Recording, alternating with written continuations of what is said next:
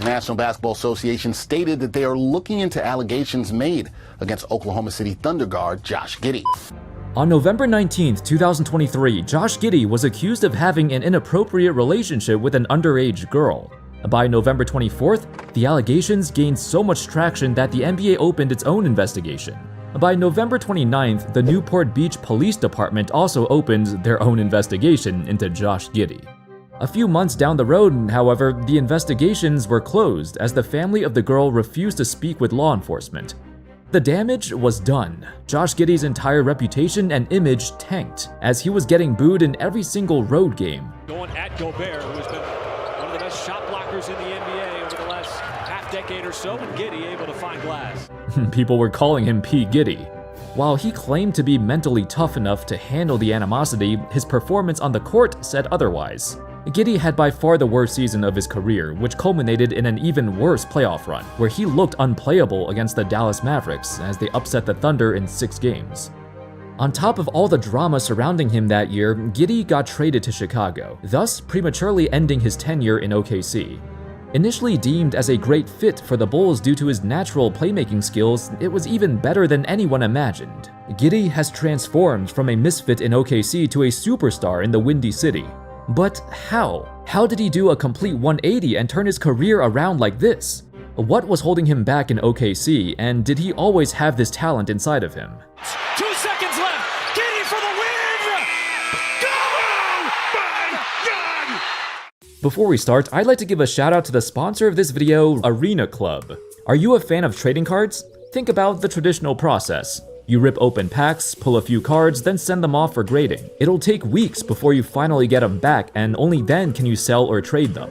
Arena Club has revolutionized that process, all on their digital platform. You can buy a slab pack, rip it open, then decide to keep it, sell it to another user on the platform, or sell it immediately with Arena Club's instant cash offer, or have it shipped directly to your doorstep to get the card in person. They offer a wide range of packs starting at $25. And I just opened the Ruby pack and got a 2024 Gold Prism Nikola Jokic. I love it, it's incredibly satisfying and much easier than doing it in real life.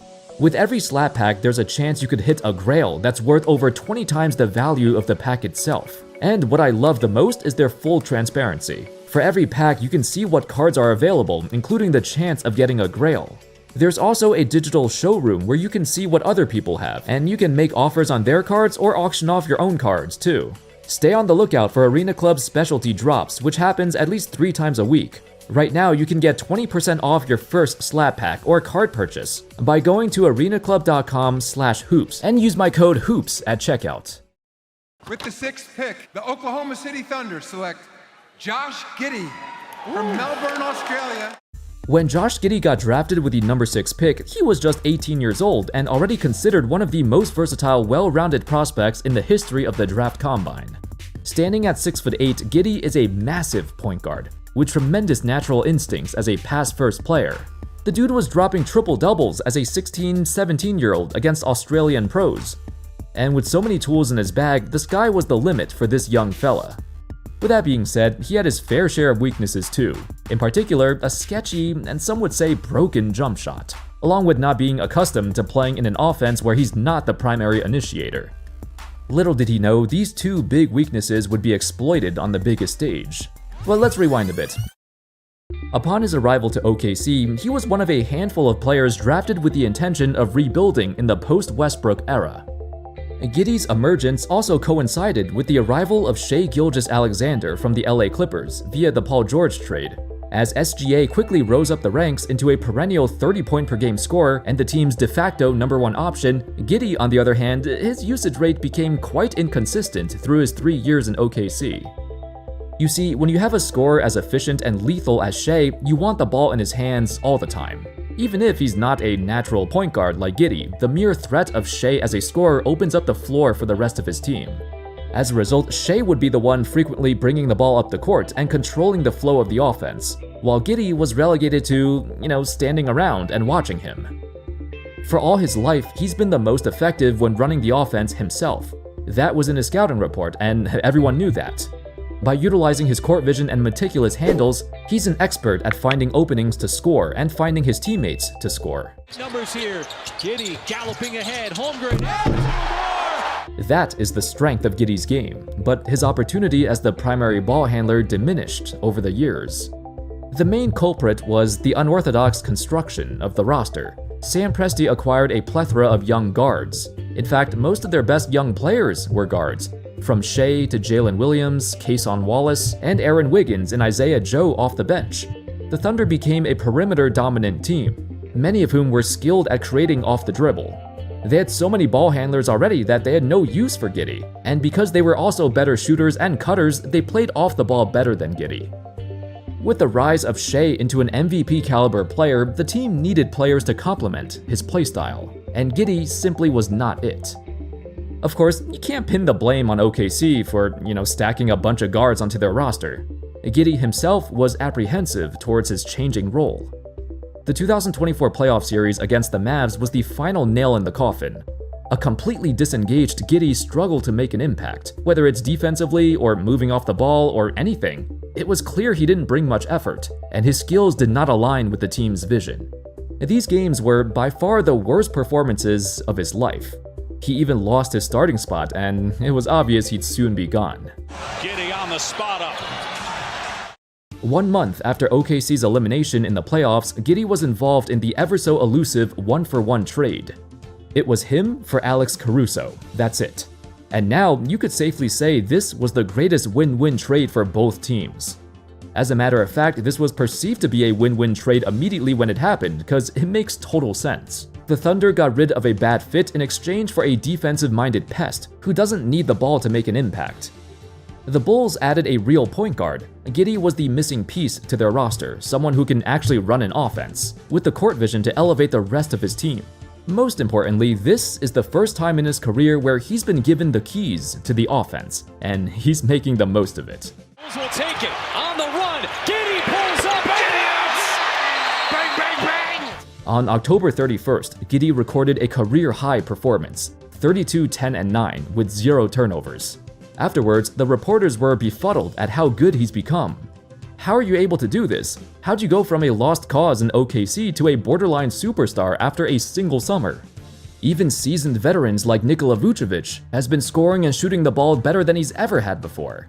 Giddey has become such a huge threat offensively that defenses need to guard him now. It's crazy to go from a guy who was completely ignored in the playoffs to someone who you literally need 2 sets of eyes on at all times. It's an incredible turnaround. Everyone, even the reporters and announcers, are shocked at the insane jump he has taken. In response, Giddey stated, "I'm in a place where I'm wanted. I love being here. I'm happy being here. Having confidence from your teammates to coaches that trust me to go out there and make plays, that's what you need as a player. When you have the belief of everyone around you, it propels you in the right direction." Then, addressing his former experience in OKC, he said, "Obviously, the situation was different in Oklahoma City. The personnel they have, they've got the best player in the world. You want the ball in his hands. It's just different situations. I love the guys I get to play with every night." There are also several factors that helped accelerate Giddey's leap into stardom. For one, the Bulls got rid of both Zach LaVine and DeMar DeRozan. They led the Bulls nowhere, while eating up the majority of the team's possessions. Had Giddey arrived to this team and they were still here, he would have found himself in a similar situation like in OKC, where his opportunities would be limited. It was perfect timing for them to leave and him to arrive. Second, the untimely injury to Coby White. Coby White is a high-usage shooting guard and one of the few young players on the Bulls who actually made progress over the years. You could say his development was also held back by the existence of DeRozan and LaVine, and he broke out when they were both finally gone. However, over the summer, Coby White suffered a calf injury. This was back in August, and the initial diagnosis was he'd be back in a few weeks, no big deal. That few weeks turned into a few months, and he ended up missing the entire preseason in October, and he's still rehabbing his injury at the time I'm making this video. Nobody knew it at the time, but his injury was a blessing in disguise for Josh Giddey. With the ultimate green light and a complete grasp of the Bulls' offense, Giddey's true potential was finally unleashed. Now with the highest usage rate of his career, Giddey has been averaging a career high in points and assists. But most surprisingly, it's his three-point shooting that has shocked his own fan base. Just being a 40% plus three-point shooter was unfathomable back in his days in OKC. It's actually his reduced volume that matters more. Only 26% of his shots are from 3 now, compared to 35% a year ago. In total, he's taken about the same number per game, but it's a much smaller fraction of his total shots. It was these two things that created the perfect timing and perfect situation for Giddey to thrive. On the back of my mind, however, I can't help but feel the Bulls stumbled into a stroke of luck. The biggest thing holding them back for years has been their front office, the general manager, and decision-making. Due to the nature of the Bulls being so popular and maintaining the highest attendance in the league, Jerry Reinsdorf and the ownership family has no intentions of spending beyond their means. At one point, he even stated, "I think the important thing to fans is, while they want you to win championships, they want to know that when they get down to the last month of the season, you still have a shot. You're still playing meaningful games. If you can do that consistently, you'll make your fans happy." But is that really what Bulls fans want? To see their team remain mediocre and lose in the play-ins year after year, with no chance of winning the title? Of course not. That's a terrible place to be. Fun fact, the Bulls went over the luxury tax only one time in the history of their franchise. That was back in 2013. They've actively avoided paying the tax as much as possible because the Reinsdorf family are businessmen first and don't see the benefit of going in for a title when they're already swimming in so much revenue, just from staying mediocre. If you remove the Michael Jordan era of Chicago, the Bulls are arguably the worst franchise in basketball.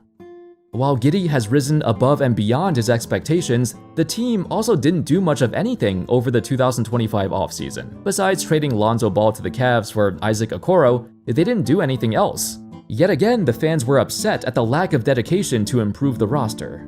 It's fortunate that Giddey has gave the Bulls fans something to cheer for, but how much of the team's success is sustainable?